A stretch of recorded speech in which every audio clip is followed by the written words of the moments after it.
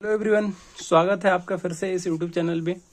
आज का जो हमारा सॉल्यूशन है वो जिस क्वेश्चन को हम सॉल्व करने जा रहे हैं वो एक्सरसाइज 5.2 का क्वेश्चन नंबर 4 है।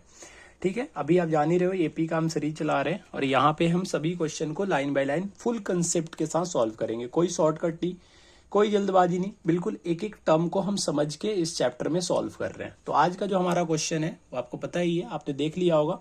4 नंबर क्वेश्चन है। क्वेश्चन क्या बोल रहा है, पहले क्वेश्चन को पढ़ो। Which term of an AP 3, 8, 13, 18, 78। और हाँ, क्वेश्चन को सॉल्व करने से पहले बेटा एक रिक्वेस्ट है, अगर आप चैनल पे नए हो चैनल को सब्सक्राइब कर दो और दोस्तों में शेयर कर देना अगर सॉल्यूशन अच्छा लगे तो। ठीक है, तो इस क्वेश्चन को समझो।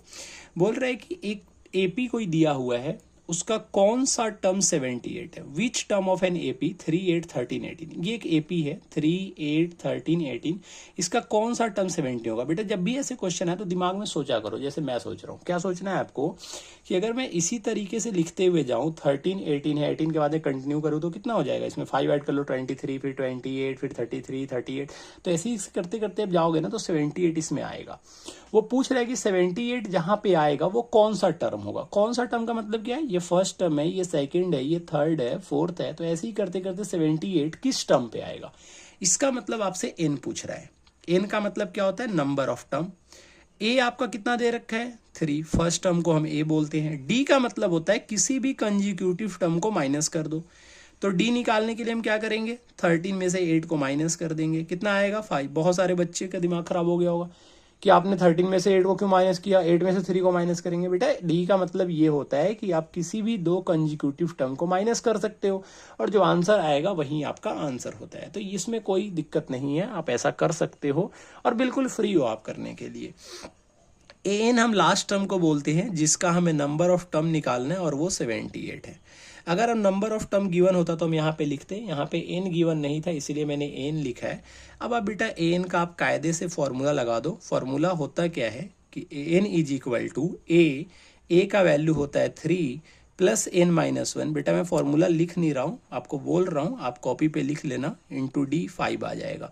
3 जब इधर की साइड लेके जाओगे तो 78 में से 3 माइनस होगा तो आपका 75 आ जाएगा। और 75 इज इक्वल टू होगा आपका n माइनस 1 इंटू 5। अब ये 5 मल्टीप्लाई में बेटा इस साइड लेके जाओगे तो डिवाइड करोगे, और डिवाइड करोगे तो आप कट करोगे, और कट करोगे तो 5 से 75 कितना आएगा, 15 आएगा। इसका मतलब आपने क्या निकाल लिया कि n माइनस 1 का वैल्यू आ गया 15, और जब यहाँ से n का वैल्यू निकालोगे तो क्या आ जाएगा 16। तो आपका ये कौन सा टर्म है, 78, 16 टर्म है। आप जोड़ के लिख के देख सकते हो अगर आपको चेक करने का मन करे तो, नहीं तो आप ऐसे भी लिख सकते हो। ठीक है, तो इनका वैल्यू कितना आ गया, 16।